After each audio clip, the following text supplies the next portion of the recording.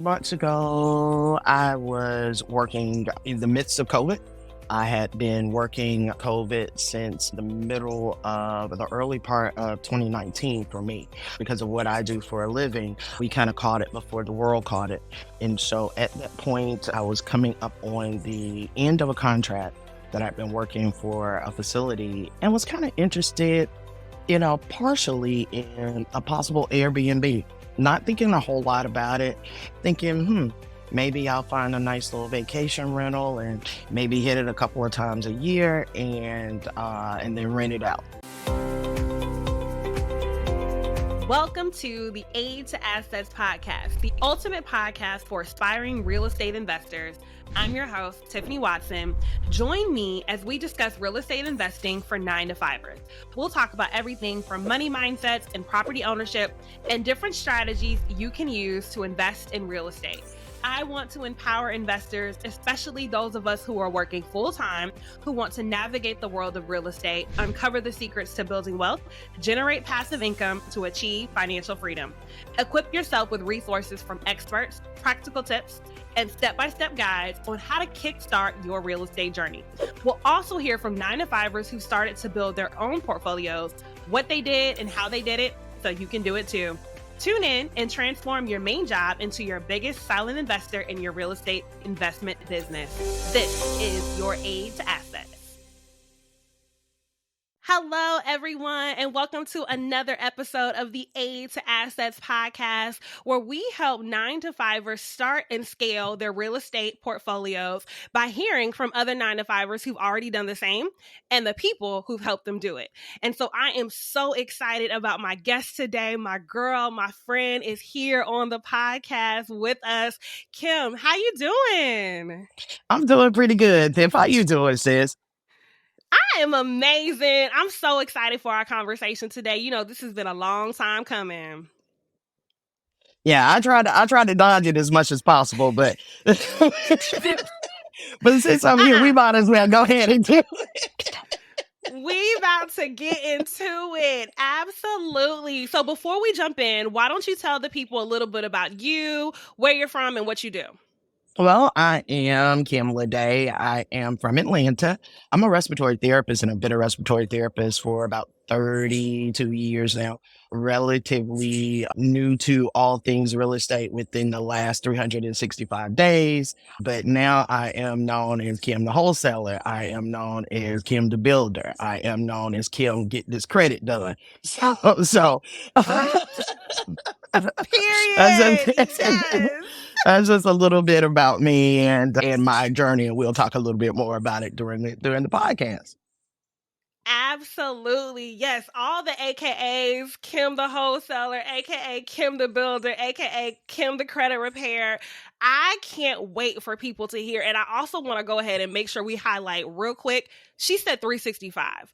The evolution that you are about to hear has all happened in the past year.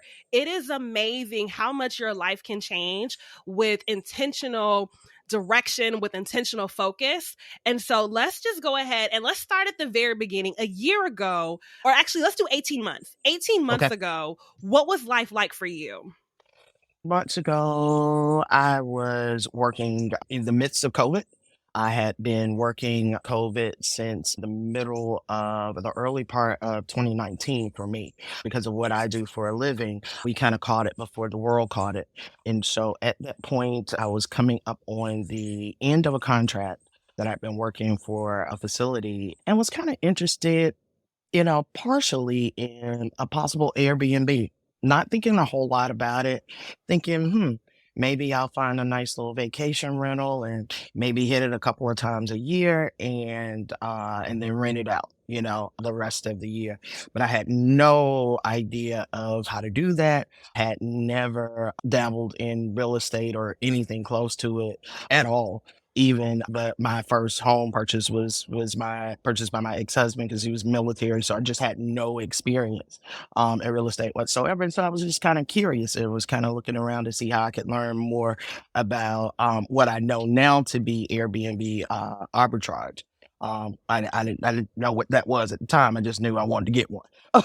And I needed to figure out how to do so. So that's what it looked like for me 18 months ago. I was working in the hospital. I did what I know. I know things. I knew two things at the time, and that was medicine and music. And that's what I was executing on in that time. Awesome. Awesome. Okay. And so what was the appeal about even getting an Airbnb for yourself from the beginning? I wanted someone nice to stay warm. That's the truth. I like to chase the seasons, and that was the truth. I like a little water. I want a little beach location. I figured it could make me some money, when I wasn't using it. So that was the limits of my thought process. It was very very minute. At that time, I didn't think about what it could mean to me as an asset or anything like that. It was just that small. Wanted somewhere nice to go on a vacation, and figured it might as well make me some money in the interim. Like literally, those were my thoughts. That was the full expansion of it. I never saw it becoming as big as it's become. Got it. Okay. And so when you decided, I want to explore, see what this Airbnb can do. I love it because you know me, I'm a chase the season girl too. So we gonna get on a flight. If we don't do nothing Correct. else, we gonna go catch a plane. Correct. So what did you do in order to start out on that journey?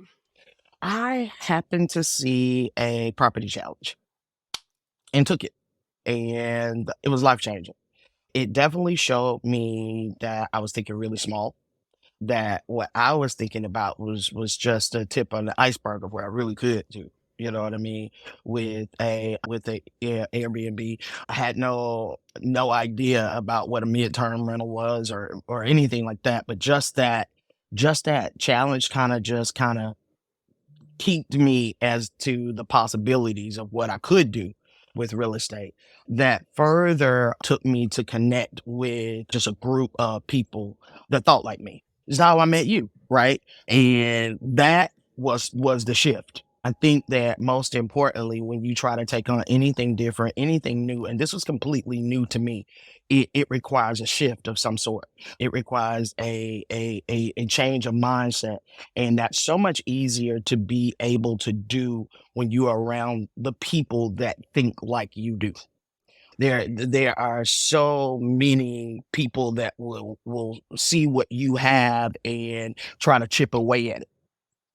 And they do that per their discomfort, Mm. per their understanding or lack thereof. Yeah, yeah, absolutely. And so you talked about a shift that needed to occur in order for you to really double down and go into that. What was that shift like for you?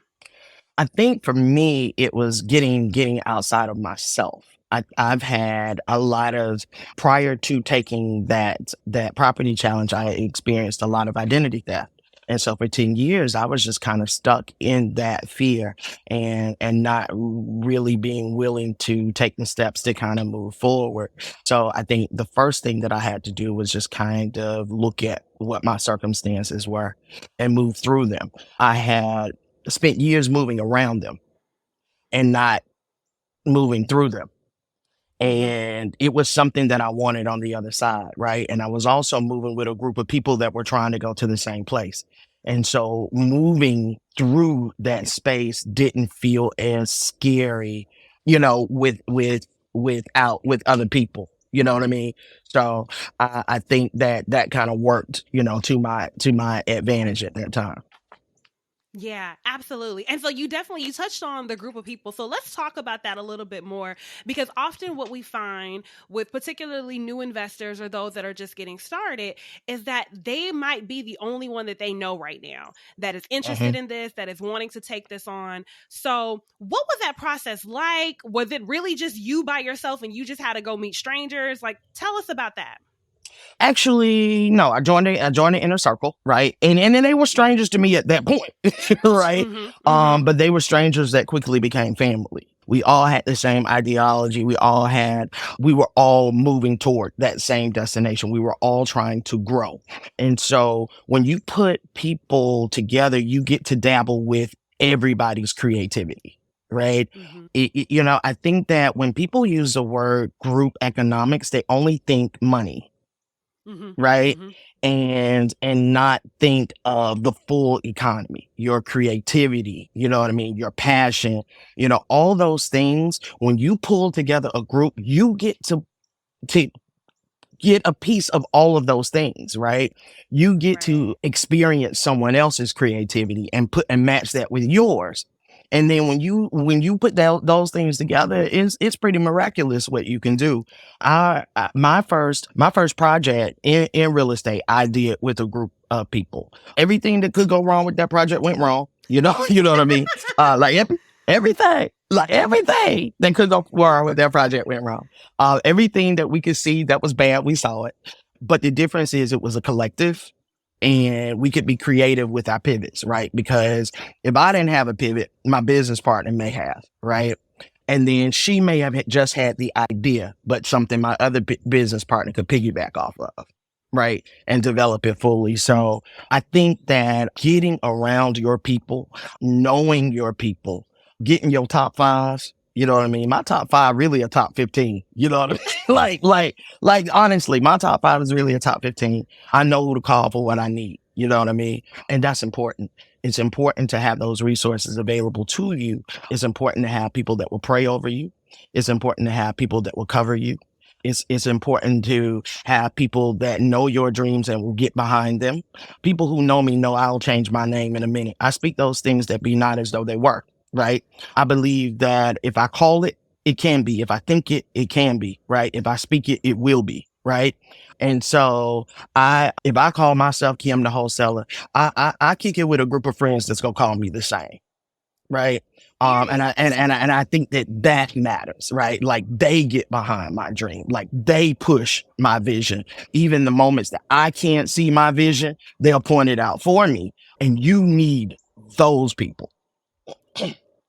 That is so powerful. That's so powerful. And I want to hear because a lot of times when we are taking on new ventures or we're trying to do something new, we hear a lot of like, you got to move in silence or, you can't tell everybody your business or even like you can't work with friends. So, how did you even establish a connection enough with people that you had just met when you started the property challenges and then joined the inner circle?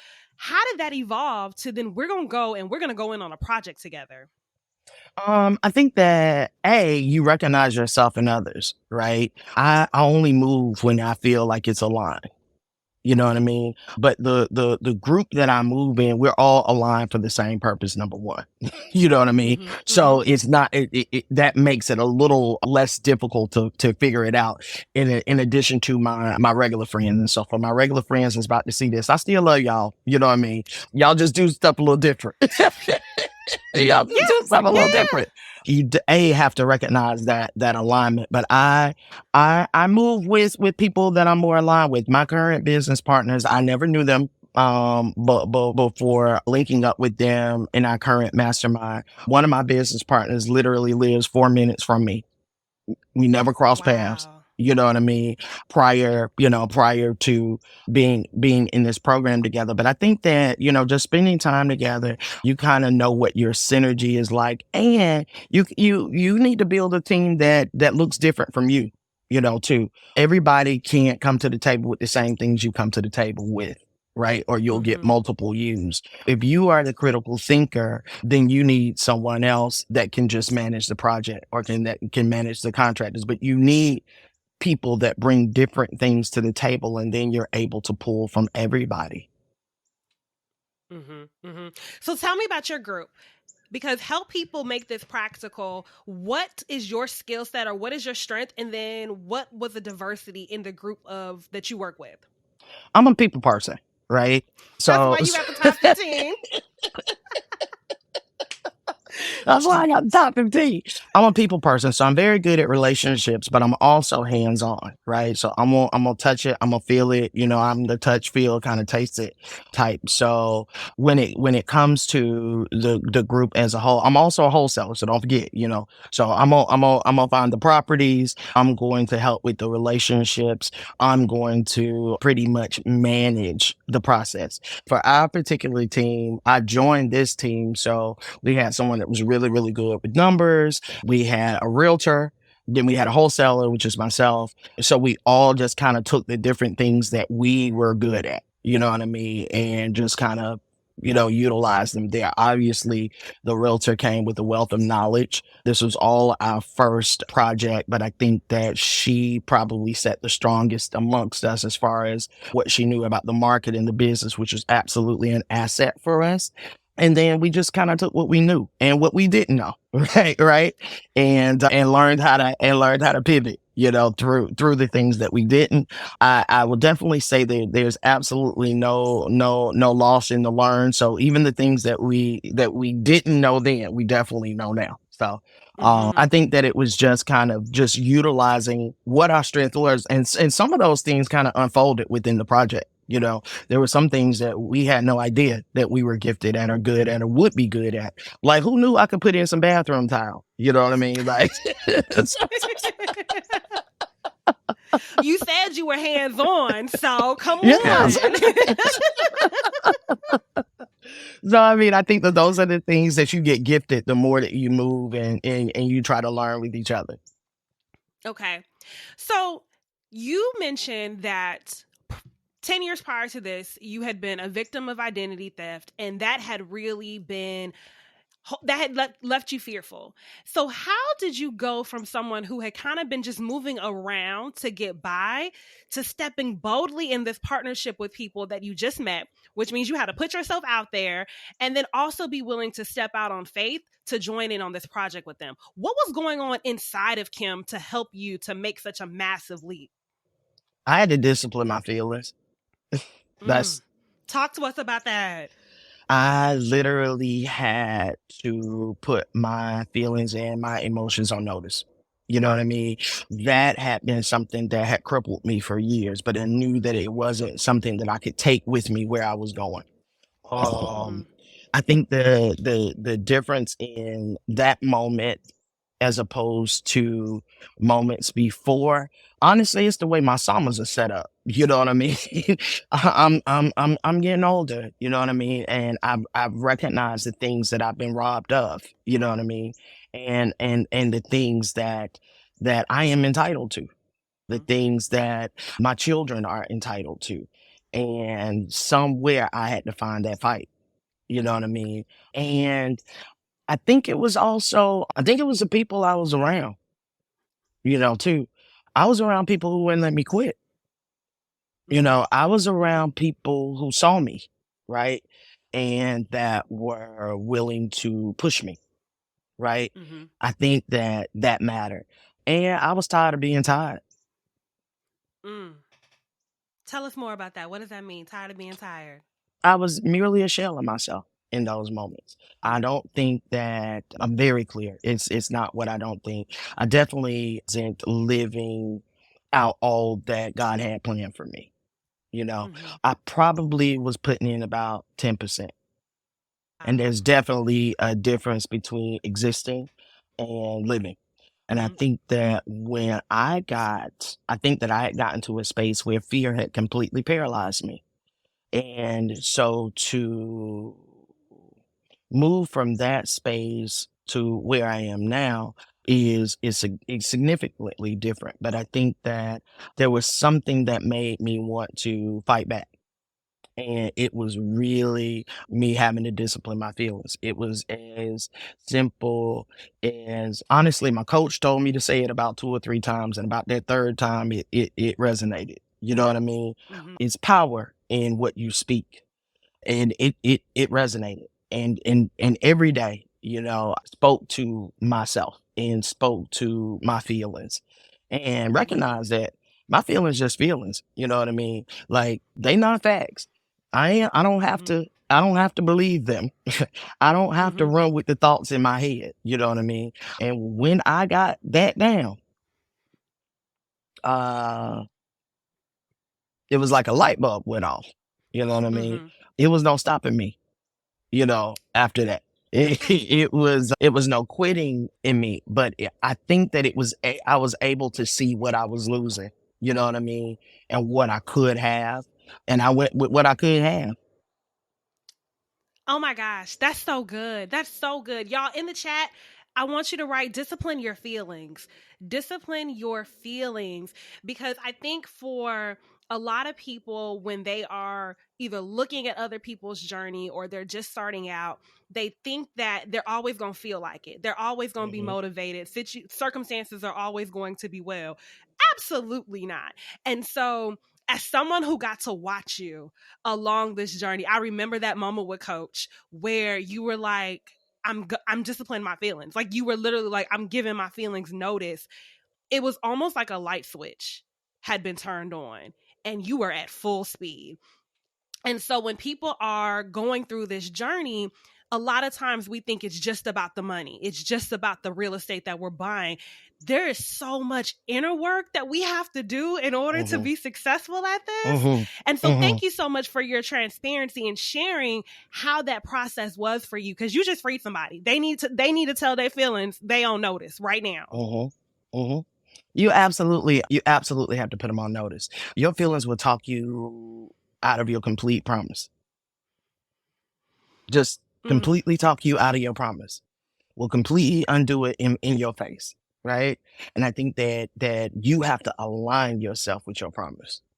You know what I mean? And no matter what happens, you know what I mean? You stay in line with your promise. Now, listen, it's gonna come with a cost. You know what I mean? Because people go remind you. You know what I mean? Like they go remind you. You know what I mean? Yep. They go. You know, you got your people with the snatch bag, right?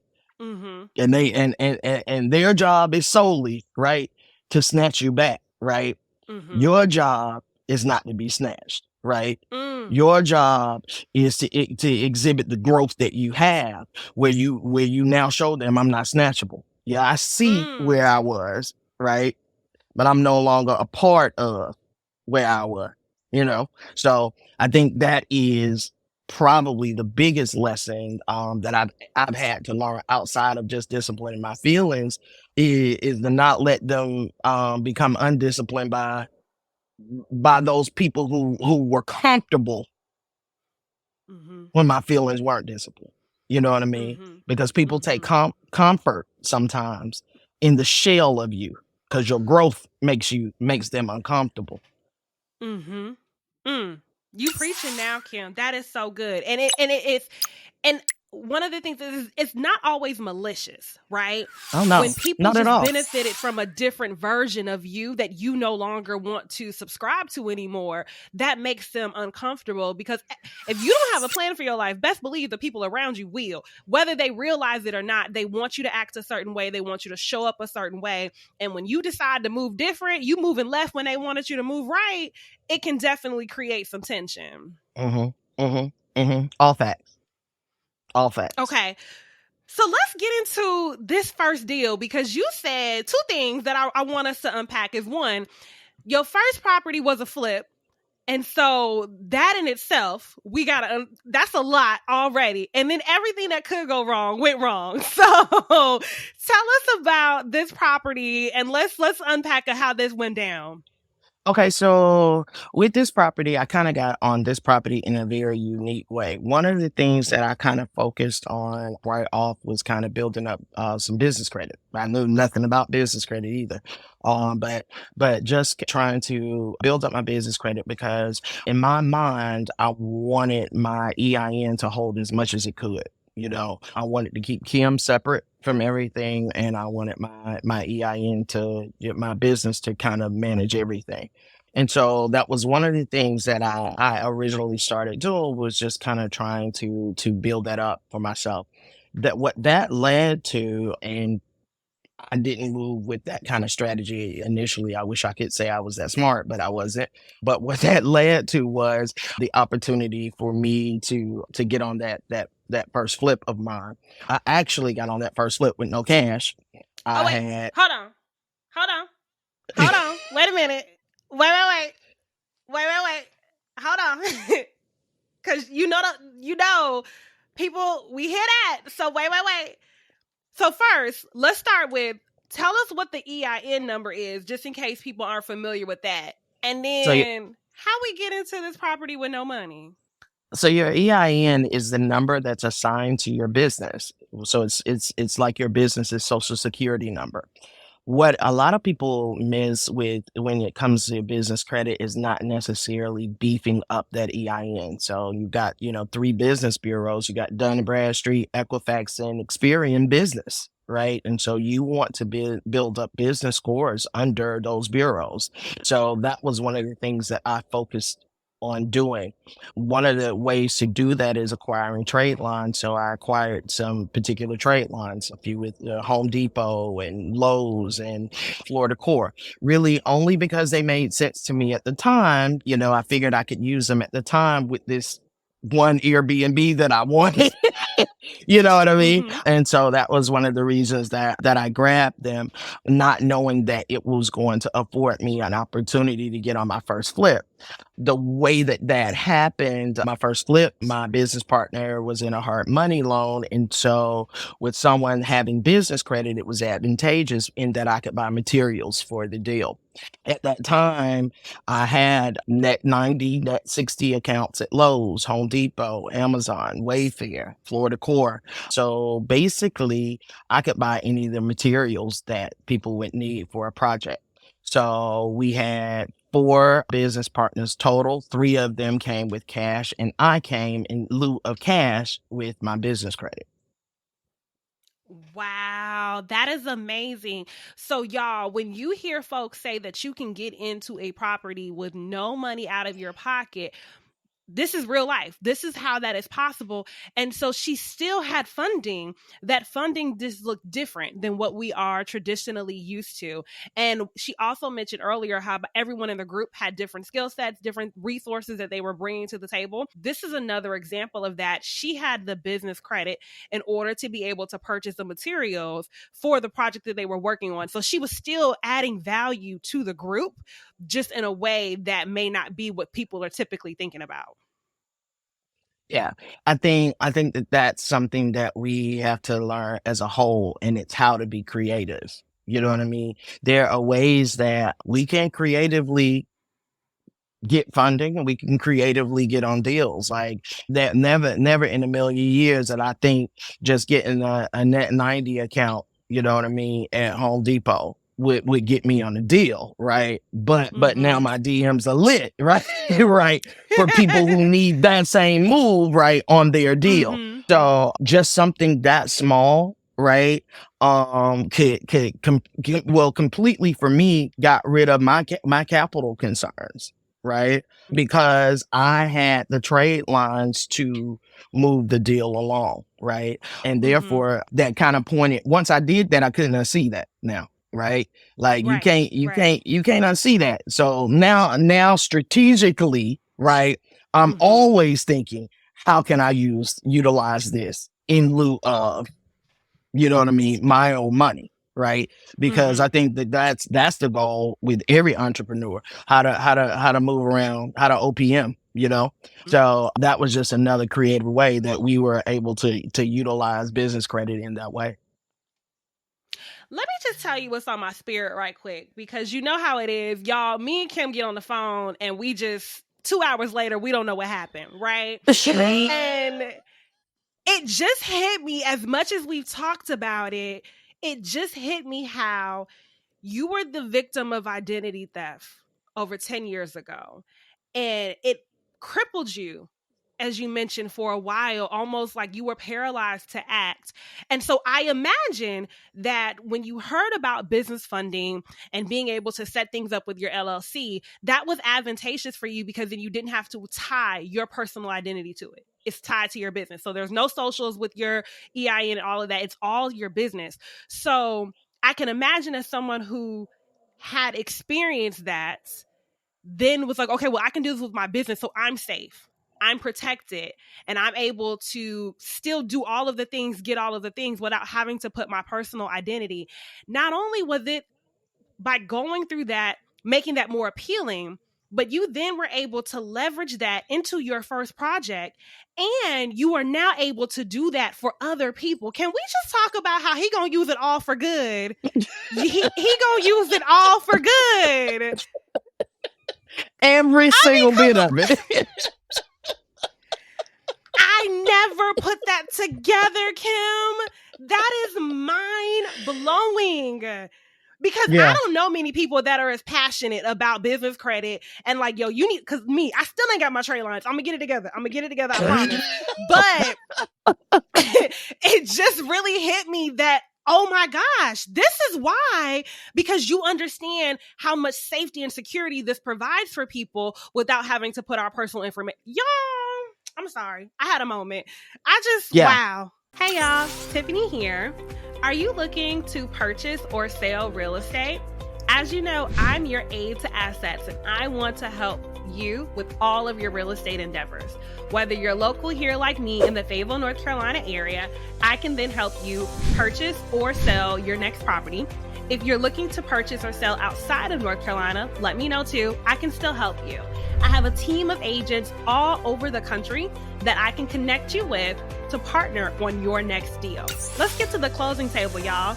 We buy our way to wealth, whether that's buying right or selling better. Can't wait to hear from you. Click on the link in the bio if you want more information on how to personally work with me or an agent on my team. Talk to you soon. Yeah, it's like, it's the weirdest, craziest, greatest thing, you know what I mean? Because it was the one thing that kept me crippled, right? And it's the knowing how to get funding for my friends, you know what I mean? Like getting that bag for my circle, like that. I do that just like I did emergency medicine. It's a play for me. You know what I mean? And I enjoy it. You know what I mean? So for it to come all the way around like that, I think that I stay away from even like, I only build business credit, but then a lot of my clients need some personal stuff done too. So now I'm even starting to kind of dabble to kind of help them build, because you need them both. You know what I mean? You want them both, you know, nice and sexy, all of it. You know what I mean? And so now that I'm even dabbling to help them, you know, fix some of the personal things, is just mind blowing to me. It's nothing that I ever thought that I would do. I didn't even want to blink at my social security number at one point in my life. You know what I mean? Right. Yeah, that's real. So to be in this place, to even have a business, building business credit is pretty incredible. You know what I mean? And again, all in a year. Wow. Okay. Wow. To God be the glory. That is amazing. So let's talk about the house now. So you're in the deal. It's 4 of you all. It's 4 or 5 of y'all. It's 4. Mm-hmm. Okay. So group of 4, your business partners. How did y'all, like, is there paperwork? How do we partner? What does that look like to actually partner on a real estate project? Yeah, so we actually had to do a joint venture agreement amongst the 4 of us. And so we all entered that joint venture agreement per our different LLCs. And so we all entered as a business and did the partnership that way. So that's the best way. You want to make sure that you get the details and the breakdown of what the deal is going to look like for each and everybody. But also, one thing that we didn't do, well, we didn't know to do it, but we would probably do it with any other deals going forward, is just what to expect from each other. I don't think that because it was our first deal, we really didn't know what to expect. But just a list of roles that expectations can also be included in your JV. One of our partners didn't live locally, so also you can include those things as well. Like if there's got to be a boots on the ground person or a person that's got to manage, you know, the particular project in itself. So just putting those things down on a joint venture pretty much covered us from that. And then you have an attorney look at it, and then, you know, you're kind of locked in. Okay. So how did y'all find this particular property? Actually, it was found by my business partner. It was her deal, and I think it was a deal that she was going to walk away from. Honestly, the numbers need to work, right? And we knew that those numbers didn't work on that deal. But instead of allowing her to walk away from it, we were newly in a program where we said, well, shoot, we're smart enough to get through it. You know what I mean? So if we tackle it anyway, we probably could do it and figure it out, and we'd learn something in the process. So we took it on. You know what I mean? On this side of the deal now, would I say do that? No, right? But the lesson in it was it taught us about a scarcity mindset, right? You know, sometimes you got to lose to win. You know what I mean? Like sometimes Talk you got more to about lose and that. win. So that little bit, you know, that she would have lost on the table, that seemed huge, right, to us then, right, Mm-hmm. right. But that was little money. Mm-hmm. Eh, that was nothing. You know what I mean? It's Mm-hmm. nothing Mm-hmm. in when you have to take 20 million pivots in a deal and could lose so much more, right? Mm-hmm. Then it's worth possibly taking that little loss like on the front end. That's just like buying a piece of land and not getting a survey. You know what I mean? Mm-hmm. Well, now you bought it and you can't build on it. Well, it was worth Mm-hmm. paying the $2,000 for the survey before the purchase. You know what I mean? Because now you own it and you can't build on it. You know what I mean? So Right. it definitely taught us about, I think it's scarce, and being afraid to take losses. Because sometimes some losses are worth taking. You know what I mean? Mm-hmm. Had we not taken this project, would we have learned as much as we did? Absolutely not. You know what I mean? Okay. Absolutely not. So it Mm-hmm. was, I'd still do it again. You know what I mean? But I wouldn't do it. I wouldn't do it with the same mindset. I do it again to learn, but I definitely wouldn't be looking at the money. She wasn't losing that much. Mm-hmm. It Okay. cost us more of a headache than what the loss would have been. For sure. For sure. For Okay. sure. For sure. So realizing when we're talking about cost, it's not always just about money, but sometimes it's costing us peace, it's costing us time, and so having to factor those in as well. You have to factor all those things in, and when you're doing a JV agreement, it might cost relationships. You got to focus on that too. Tell us more about that. Yeah, well, because it's money involved, right? It's money involved. Mm-hmm. Things are going wrong. People are making pivots and stuff like that, right? And so people move different when it involves their money. So you have to go in knowing that through it all, I'm going to continue to cultivate this relationship. The house will always stay, Mm. right? But you have to make a decision because this house will be here 100 years, right? But this Mm-hmm. relationship might not be here in 3 months if I don't cultivate it. So you have to make a decision to do that as well. And people's pain points are different. You know what I mean? Mm-hmm. And so you have to consider that as well. What may seem like a hiccup to me might not seem like that to my business partner. She might take that in Mm-hmm. stride. You know what I mean? So you have to think about those things as well. Everybody doesn't manage like you do. That is so good. And you can tell that you're the relationship person for sure out of the group.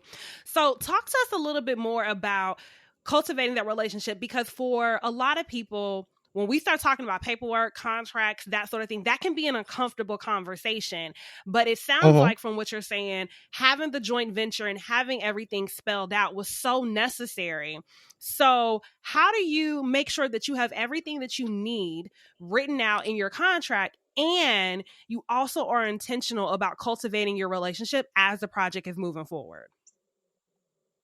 I think you got to anticipate some of your needs, right? Some things we couldn't Okay. anticipate because we hadn't experienced it before, right? But I think that Mm-hmm. that's part of it. You have to anticipate what could happen, and then, like I said, I think it gets down to what's important to you. What's most important to you? Is it the Mm-hmm. deal, or is it the people that I'm with? Mm-hmm. Right? For some people, it's the deal, right? But you need to Mm-hmm. know that about your business partner when you go into business with them, right? For some people, it's the people that you're with, right? Mm-hmm. For me, right, it's always the people I'm with first, right? That's not everybody, right? But I need to Mm-hmm. not move with that in that expectation that everybody's gonna think like me, right? Mm-hmm. I think that's important. It's always the people that I'm with first, right? And then the deal, because I wouldn't be with you if I had already had the bag in place, right? But I can't get money with everybody, right? Mm-hmm. Um, Mm-hmm. and so if I know that I'm relationship forward first, then no matter what, we getting through this thing together. No matter what, right? Mm-hmm. That is the mindset that I'm moving with. I'm not gonna leave you, Mm-hmm. right? If I'm going to the end, you going to the end. If I'm in the Mm-hmm. middle, you in the middle, right? Mm-hmm. But it's always us together. And so if it's us against the property, then we're good. It's the same way when I'm negotiating the sale of a property. I'm gonna negotiate with the seller, I'm never going to negotiate with myself. I know what my number is. So I'm not negotiating with me. I'm going to negotiate with you. So it's That's the same. good. That's so good. That's so good. So what did the relationship look like? Because how long did it take from start to finish for y'all to completely flip this property? Yeah, probably took 5.5 months. It should have taken 90 days.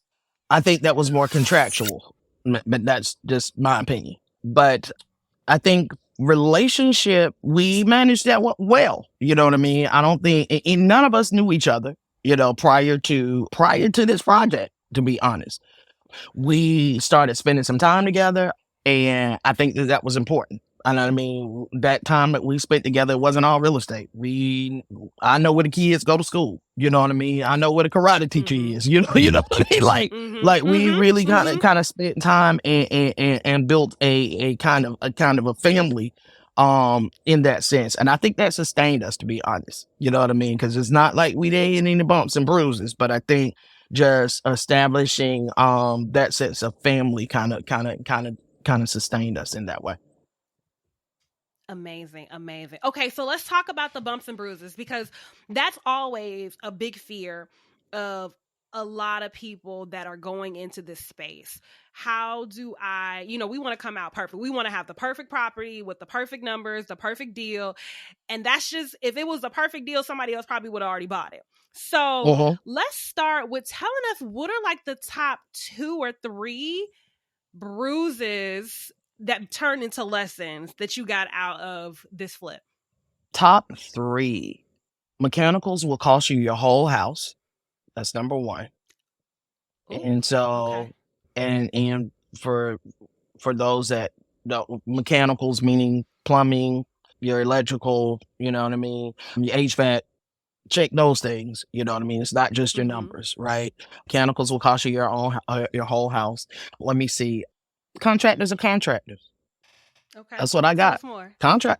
Contractors are contractors, right? They're gonna do your job, but they're gonna do their job, but you better do your job, right?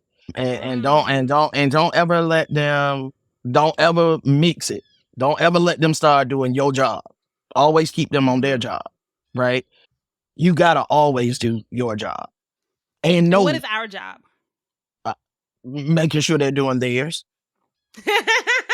Yep. Yep. No, that's our job. That is it. Because I think a lot of times we put a lot of emphasis on, well, they're the contractor that know what we're doing. You still need a project manager. And so either you yourself are going to be the project manager, or you are going to hire someone or have someone in the group, if you're going to do this with a partnership, that is going to manage the project, because there's a lot of moving parts. There's a lot of people. And so someone has to be the overseer of that. Yeah, you have to, and you always have to keep all lines of communication open. You can't make solo decisions. You know what I mean? If you got partners, you better utilize them, right? Because the times that you have blind spots, that's what they're there for, right? It's very rare that 4 people gonna have the same blind spot, right? Somebody gonna be able to see, right? And so communication is always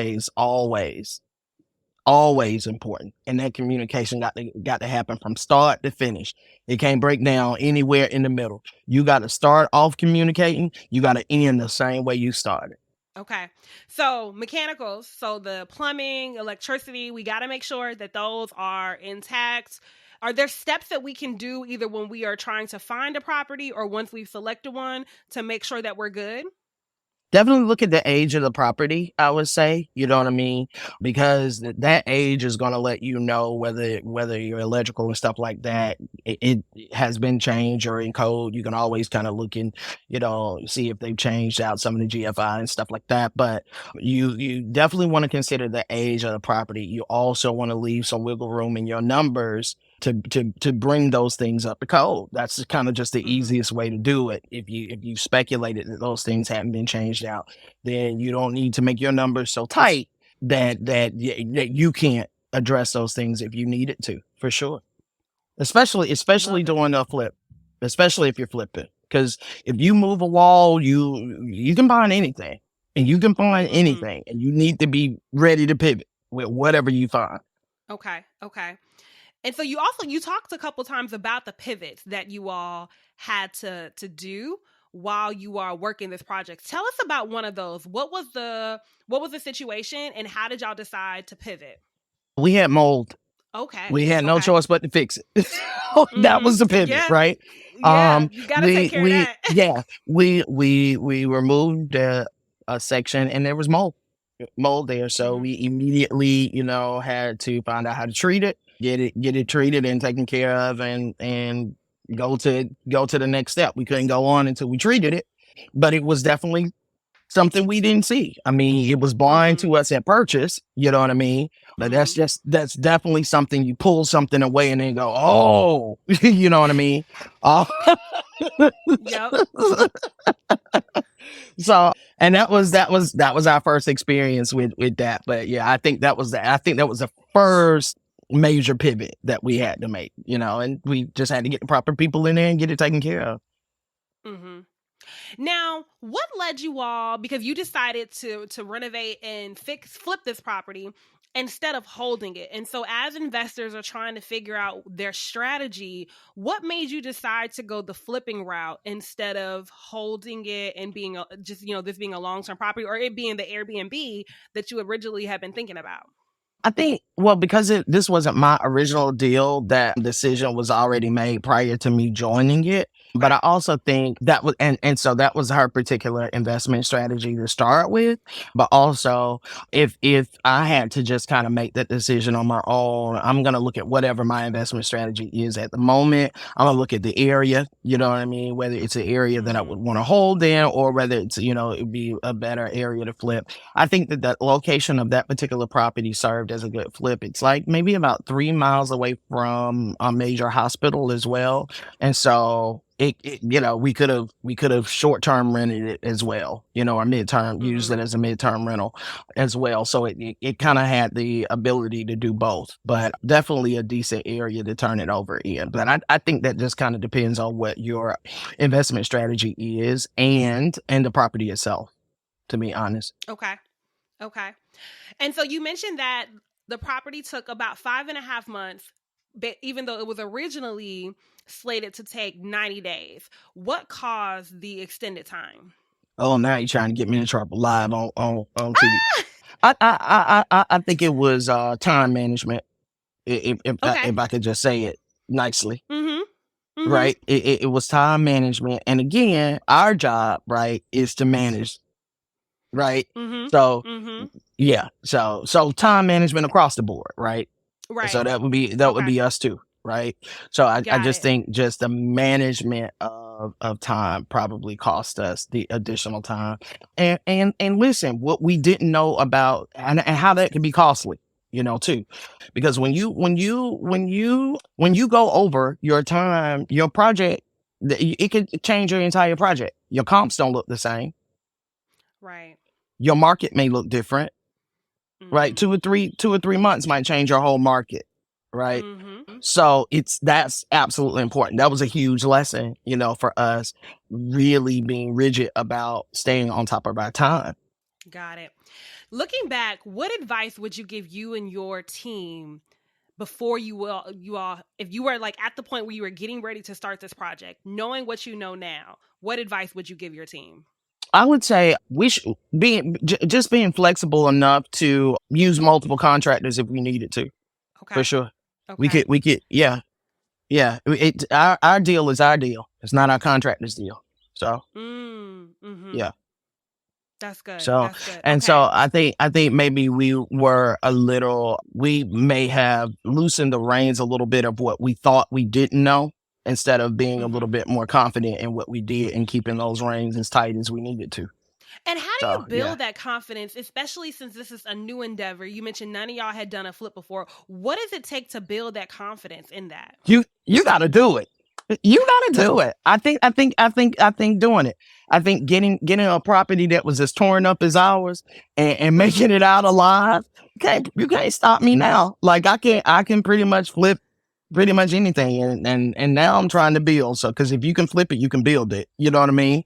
But yeah, I think it's just join. I think you still have to jump. You can't stand on the sidelines and try to make sure you got all the I's dotted and all the T's crossed before you make a move. I think sometimes you got to make a move. You know what I mean? And you got to take the lessons as they come.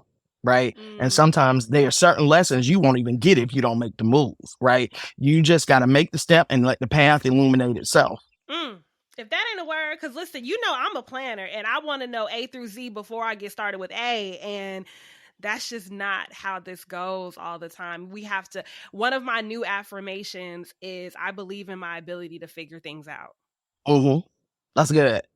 That's good. So just knowing that like I'm not gonna have the whole plan, and it's okay because I can figure this out along the way.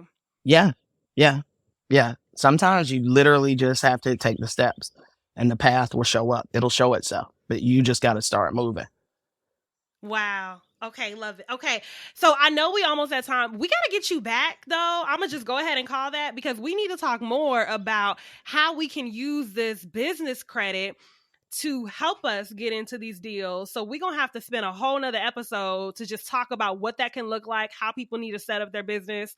So can we schedule that in a couple weeks or so? Make that we can absolutely schedule that in a couple of weeks and I'll come on here and drop some gems on getting this business credit together. I love it. Okay, so before we leave, one of the things that we like to do here, which you have already talked about, so this is nothing new to you, is we gonna make declarations and we're speaking over our life. So a year, 3 years from now, however you decide, what's gonna be true for you and your business? For me and my business, I'll be a 6-figure business by then. Yeah. Period. Come on. Period. Right? My kids will be part of my business, right? My kids will be owners, right? Not just myself, but my children. And some and 2 or 3 of their friends. Yes. I love that. I love it. Where can the people find you if they want to tap in early before we come back and do this business credit session? How can they get in touch with you? I can be found on Instagram at Kim's on the Keys, and that's Kim with an S. Kim's on the Keys. Perfect. And y'all, that's going to be in the description box for you. So you can definitely tap in with Kim on Instagram. We'll make sure that you have her contact information. If you have questions about her experience or if you want to get in and learn more about the business credit, let her know. She is the one to help you. Kim, thank you so very much for coming on and sharing your story and experience with us. This has been amazing. Thank you for having me. Thank you for this platform, and thank you for making this easy. This is my first time, so I appreciate and I love you, sis. I love you more. Absolutely. So, y'all, this was another episode of the Aid to Assets podcast where we are helping 9-to-5ers start and scale their real estate portfolios. I'll see you at the closing table. Bye. Thank you for tuning in to another insightful episode of Aid to Assets. Remember, your journey from 9-to-5er to successful real estate investor is within reach. Keep learning, keep growing, and keep investing in your future. If you'd like to know more, connect with me on Instagram at Aid to Assets. Don't forget to subscribe, rate, and leave a review. Until next time, happy investing.